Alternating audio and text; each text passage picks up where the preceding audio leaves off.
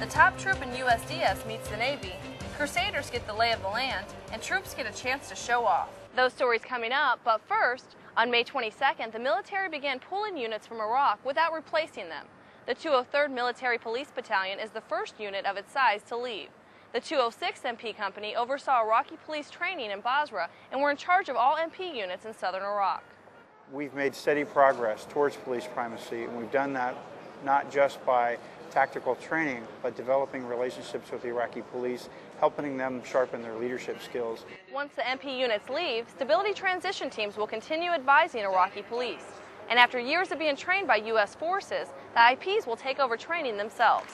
Basra officials believe that's a clear sign of their growth. The police of the Basra now more change. In the past, the police only arrest the people. Now the police protect and service the people. Since February, troop levels have decreased overall by about 28,000. A month ago, Ribron Detachment 1 replaced Detachment 3. The commanding general of United States Division South sailed over to welcome them and explain his expectations for their tour. Nobody loves it better than the Army. Okay? General Vince Brooks welcomed Ribron Detachment 1 to Basra and explained the importance of their presence. You are the eyes and ears along the waterways. You'll see it first. Detachment 1 arrived in country in May from Joint Expeditionary Base Little Creek, Virginia. Their 6-month tour will primarily focus on working with the Iraqi Army's Coast Border Guard and securing Iraq's borders and waterways. The commander toured the boats and was briefed on their capabilities. Brooks recognized the challenge of working in such an extreme climate. Can I get a booyah on that? Booyah! Right. The commander says he plans to get out on the water with the sailors as soon as they're ready. Riverines are credited with helping reduce the number of indirect fire attacks on COB Basra over the past year. In order to know where to help and where to strike, every unit needs intelligence. Sergeant Chris Urbano shows us how intel pros in one unit help their soldiers know their area.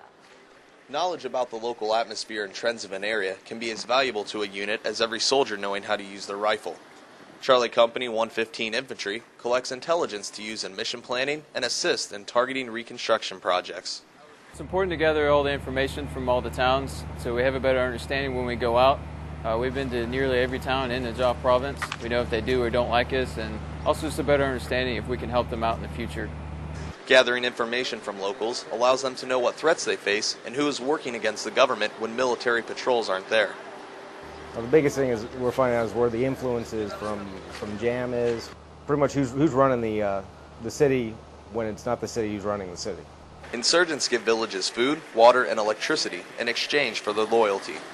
Charlie Company finds out where locals get these supplies. They use this information to create civil projects to increase their standard of living and break their dependency on insurgent groups.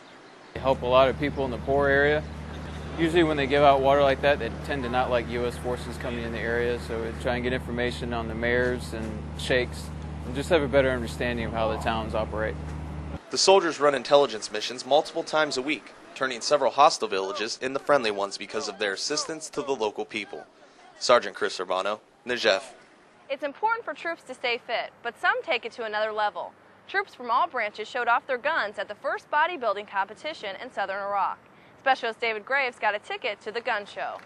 After 4 weeks of dedicated training, 24 competitors finally took the stage in Basra's first bodybuilding competition. And quarter turn to your right. Mr. New York 2002 Sergeant Mark Kring put each competitor through his own program to get maximum results. Put them through a 4-week course that would normally be 12 weeks. So they had to do triple the work in a third of the time. They concentrated on cardio exercise, diet, and nearly 60 hours of posing classes. Kring says each competitor sacrificed a lot of time and hard work to prepare for this contest. It took up a lot of time. They've really had to put a lot of work into it, especially the guys that go outside the wire still. They had to see how they could fit that in. The overall winners for the contest were Nate Gardner with the Navy and Tamara Rucker for the Army. Specialist David Graves, Basra. And that's the Danger Edition. For the 1st Infantry Division, I'm Specialist Jenna Lindauer.